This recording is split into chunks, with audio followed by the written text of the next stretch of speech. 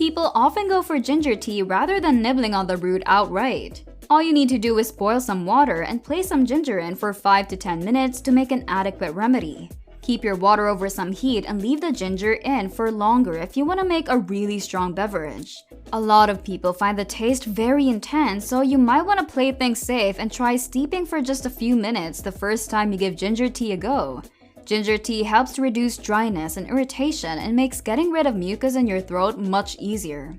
We recommend always having a sizable chunk of the root lying around the house. If you fall ill and want to beat your cough, you can steep slices as needed so you're keeping the cough on the back foot and you can get on with your recovery.